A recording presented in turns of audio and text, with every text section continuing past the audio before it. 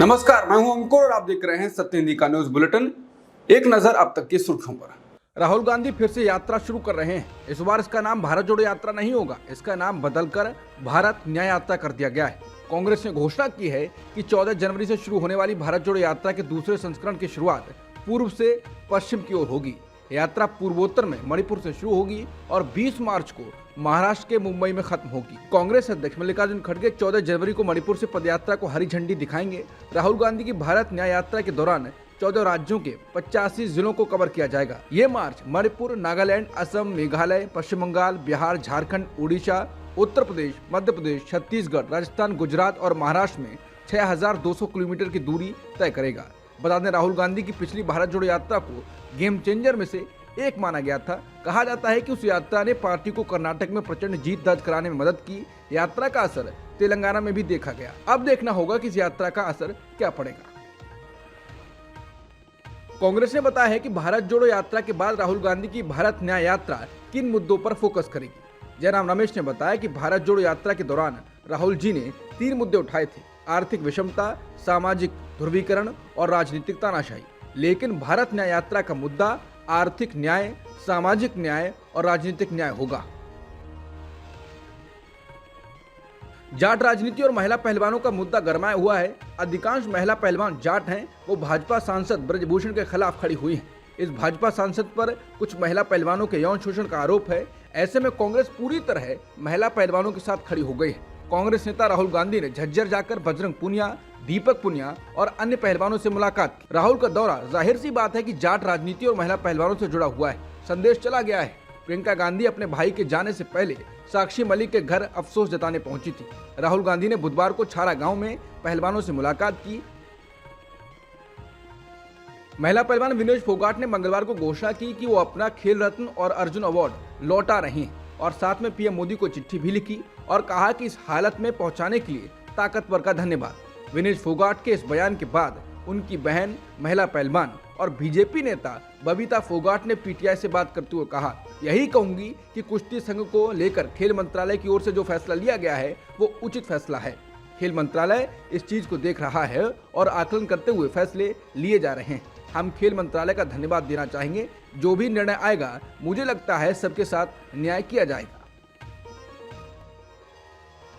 पूर्व सीएम और बसपा नेता मायावती जनवरी में यूपी और उत्तराखंड का दौरा शुरू करने जा रही हैं। यूपी में वो हर जिले में जाएंगी और पार्टी कार्यकर्ताओं से सीधे संवाद करेंगे। हाल ही में उनने अपने भतीजे आकाश को पार्टी का प्रमुख बनाया था। तब कहा गया था कि वो खुद पीछे रहेंगी, लेकिन तमाम अटकलों को खारिज करते हुए उन्होंने यूपी पर पूरे चुनाव के दौरान फोकस करने का फैसला किया है।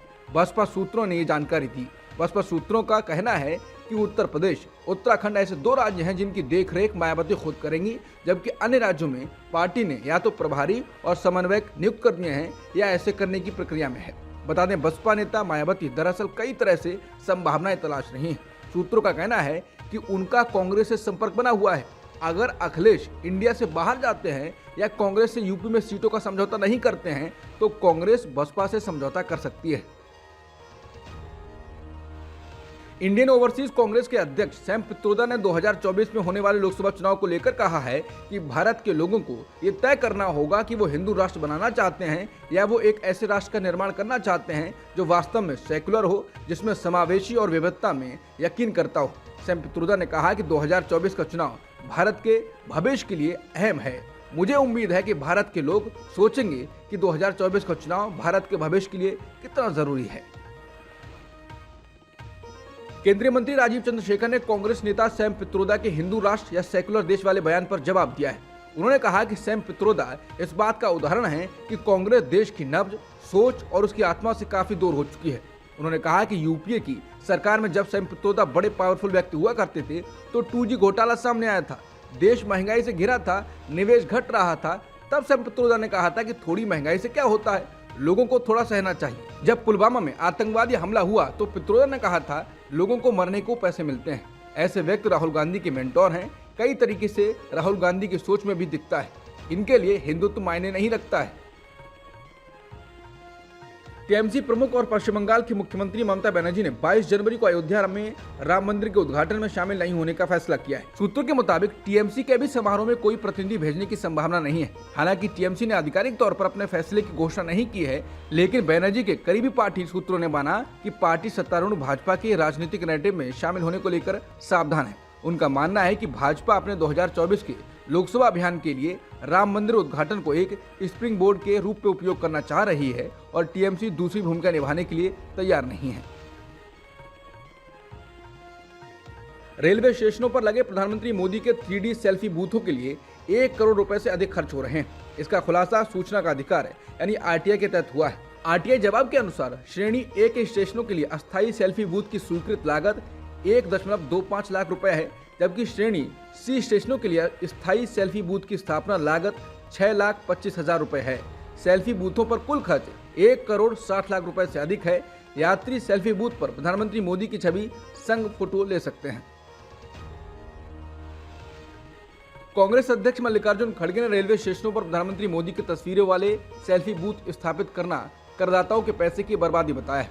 खड़गे ने कहा कि मोदी सरकार द्वारा आत्ममुग्ध प्रचार की कोई सीमा नहीं। रेलवे स्टेशनों पर मोदी जी के 3D सेल्फी पॉइंट स्थापित करके करदाताओं के पैसे की पूरी तरह बर्बादी है। इससे पहले सशस्त्र बलों को मोदी जी के प्रमुख कटआउट के साथ 822 ऐसे सेल्फी पॉइंट स्थापित करने का आदेश देकर हमारे बहादुर सैनिकों के खून और बलिदान का राजनीतिक उपयोग किया गया था। कांग्रेस अध्यक्ष ने दावा किया कि मोदी सरकार ने राज्यों को सूखा और बाढ़ राहत के लिए राशि नहीं दी है। विपक्ष शासित राज्यों की मनरेगा निधि भी लंबित है, लेकिन इसमें इन सस्ते चुनावी स्टंटों पर उदारता पूर्वक सार्वजनिक धन खर्च करने का दुस्साहस है। केंद्रीय गृह मंत्री अमित शाह ने कहा है कि सीएए के कार्यान्वयन को कोई नहीं रोक सकता, क्योंकि ये देश का कानून है। अमित शाह ने पश्चिम बंगाल की मुख्यमंत्री ममता बनर्जी पर इस मुद्दे पर लोगों को गुमराह करने का आरोप लगाया। मंगलवार को नेशनल लाइब्रेरी में राज्य भाजपा के सोशल मीडिया और आईटी विंग के लोगों की एक बंद बैठक को संबोधित करते हुए शाह ने कहा कि सीएए को लागू करना पार्टी की प्रतिबद्धता है। दिल्ली में इजरायली दूतावास के पास मंगलवार शाम को हुए विस्फोट के मद्देनजर इजरायली राष्ट्रीय सुरक्षा परिषद ने भारत में अपने नागरिकों के लिए एडवाइजरी जारी की है। मंगलवार शाम नई दिल्ली के चाणक्यपुरी डिप्लोमेटिक एन्क्लेव में इजरायली दूतावास के पास हुए विस्फोट में कोई घायल नहीं हुआ, लेकिन पीटीआई के अनुसार इजरायल ने कहा है ये विस्फोट शायद आतंकी हमला हो सकता है। इजरायल ने भारत में अपने नागरिकों से कहा कि खुले तौर पर इजरायली प्रतीकों को प्रदर्शित करने से बचें, बल्कि उसे छुपाएं। बड़े पैमाने पर कार्यक्रमों में भाग लेने से परहेज करने और सोशल मीडिया पर यात्रा कार्यक्रम के साथ साथ वास्तविक समय में यात्राओं की तस्वीरों और विवरणों को प्रचारित करने से बचने का भी सुझाव दिया गया है। बता दें, दूतावास के बाहर मंगलवार को विस्फोट ने हड़कंप मचा दिया। सूत्रों ने बताया कि विस्फोट स्थल के पास इजरायली दूतावास के राजदूत को पत्र मिला, जो इजरायली झंडे में लिपटा हुआ था। सूत्रों ने बताया कि पत्र में गजा में इजरायल की नाजायज कार्रवाई के बारे में बात की गई और बदला लेने का जिक्र किया गया। भारत और रूस ने अपनी साझेदारी को और आगे बढ़ाते हुए मंगलवार को कुडनकुलम परमाणु ऊर्जा प्लांट पर भविष्य में बिजली उत्पादन इकाइयों को बनाने को लेकर कुछ महत्वपूर्ण समझौतों पर हस्ताक्षर किए। भारतीय विदेश मंत्री एस जयशंकर, जो इस समय 5 दिनों के रूस दौरे पर हैं, उन्होंने रूस के उप प्रधानमंत्री डेनिस मुंथरोव के साथ हुई बैठक के बाद इस समझौते का ऐलान किया। बता दें, भारत का सबसे बड़ा कुडनकुलम परमाणु ऊर्जा प्लांट रूस की तकनीकी सहायता से तमिलनाडु में बनाया जा रहा है। गजा के स्वास्थ्य मंत्रालय ने कहा है कि पिछले 24 घंटे के अंदर गजा में 241 लोगों की मौत हुई है। फलस्तीन प्रशासन के राष्ट्रपति महमूद अब्बास ने युद्ध को अपने लोगों के खिलाफ जघन्य अपराध बताया है। वहीं इजरायली सेना के प्रमुख हर्जी हलेबी ने कहा कि हमास के साथ ये संघर्ष अगले कई महीनों तक जारी रहेगा। मध्य गजा में जमीनी सैन्य अभियान की चर्चा के बीच इजरायल का कहना है कि उसने मंगलवार को 100 से अधिक ठिकानों को निशाना बनाया है। दक्षिण कोरियाई अभिनेता ली सॉन क्योंग मृत पाए गए हैं।